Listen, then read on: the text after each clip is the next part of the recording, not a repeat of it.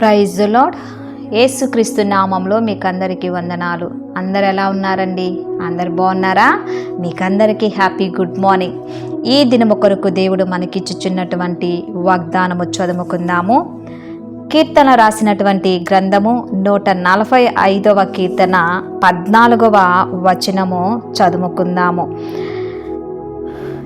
యెహోవా పడిపోయిన వారందరినీ ఉద్ధరించువాడు, కృంగిపోయిన వారినందరినీ లేవనెత్తువాడు. ప్రియ దేవుని బిడ్డలారా, ఈ యొక్క ఉదయకాల సమయంలో దేవుడు చక్కటి వాగ్దానముతో మనల్ని అందరినీ బలపరుచుచున్నాడు. దేవునికి మహిమ కలుగునగాక. ఈ యొక్క వాక్య భాగము మనము గమనించినట్లయితే దావీదు మహారాజు అంటున్నాడు ఏమని? పడిపోయిన వారినందరినీ ఉద్ధరించువాడు దేవుడే, కృంగిపోయిన వారినందరినీ లేవనెత్తువాడు దేవుడే. నిజమేనండి, దేవుడు మనల్ని ఉద్ధరిస్తాడు, పడిపోయినటువంటి మనల్ని పైకి లేవనెత్తుతాడు. దావీదు జీవితంలో కూడా ఎన్నోసార్లు పడిపోయినాడు, తప్పిపోయినాడు, తొలగిపోయినాడు. ఎన్నో పర్యాయాలు కృంగిపోయిన స్థితిలో ఉన్నప్పుడు దేవుడు దావీదుని బలపరిచాడు, లేవనెత్తాడు. దేవుడు మన యొక్క స్థితిని, మన స్థితిగతులను చూచి దేవుడు మనల్ని పైకి లేవనెత్తుతాడు. దేవుడు మనల్ని పైకి లేవనెత్తుతాడు, కానీ మనుషులు మనల్ని కృంగదీస్తారు. వారు అనుచున్న మాటలు మన జీవితంలో ఎన్నోసార్లు కృంగిపోతాము. మనుషులు అనుచున్న మాటలను బట్టి కృంగిపోయి దేవునికి దూరం అయిపోతాము. ప్రియ దేవుని బిడ్డలారా, నీ జీవితంలో కూడా దావీదులాగా తప్పిపోయావా, పడిపోయావా, తొలగిపోయావా? ఎన్నో సమయాలు, సందర్భాలు, ఎన్నో సిచ్యువేషన్లు తొలగిపోయావా, కృంగిపోయి ఏడ్చుచున్నావా? అయితే ఈ వాగ్దానము నీ కోసమే.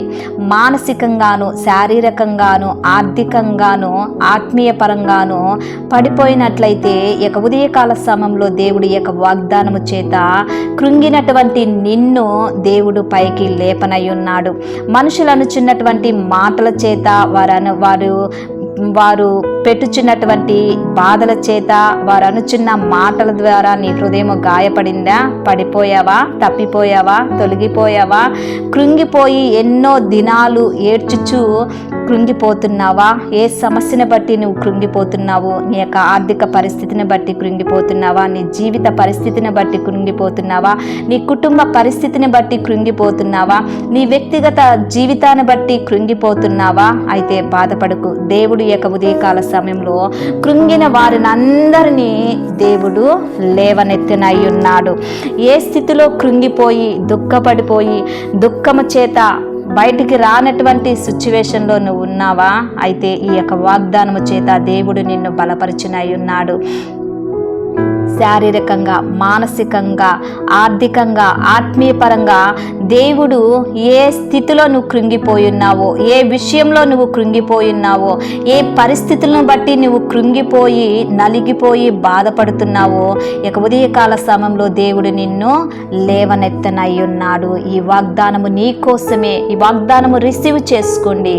ప్రార్థన చేసుకుందాం. ప్రార్థన చేస్తున్నప్పుడు నాతో కలిసి ఏకీభవించండి. ప్రార్థన. దేవా, స్తోత్రం నాయనా, సర్వశక్తిమంతుడా, నీకు వందనాలు. ఈ యొక్క ఉదయకాల సమయంలో లిల్లీస్ ఆన్లైన్ ప్రేయర్ టవర్ నుంచి ప్రార్థన చేయుచున్నాను. ఈ యొక్క ప్రార్థనలో ఎంతమంది వింటున్నారో, వినబోతున్నారో, ఏకీభవిస్తున్నారో వారందరినీ మీరు దీవించండి, ఆశీర్వదించండి, బలపరచమని అడుగుచున్నానయా. అయా, పడిపోయిన వారిని లేవనెత్తు దేవుడు మీరై ఉన్నారు మా ప్రభువా. స్తోత్రం నాయన. అయా, కృంగిపోయిన వారిని అందరినీ లేవనెత్తు వాడు మీరై ఉన్నారు నా తండ్రి. అయా, నీ ప్రియ బిడ్డలు నా తండ్రి, వారి జీవితంలో ఏ బాధ చేత, కష్టము చేత, నష్టము చేత, వ్యాపారము చేత, అయా మాటల చేత నా తండ్రి, ఆర్థికంగాను, మానసికంగాను, ఆత్మీయ పరంగాను పడిపోయినా, తప్పిపోయినా, తొలగిపోయినా ఆయా వారిని లేవనెత్తమని అడుగుచున్నాను. నీ దయ కలిగినటువంటి, ఆయా కరుణ కలిగినటువంటి దేవా, నీ ప్రియ బిడ్డల్ని లేవనెత్తి వారిని దీవించండి, ఆశీర్వదించండి, బలపరచమని అడుగుచున్నాను. వారి జీవితంలో సంతోషము, సమాధానము నా తండ్రి దయచేయమని అడుగుచున్నాను.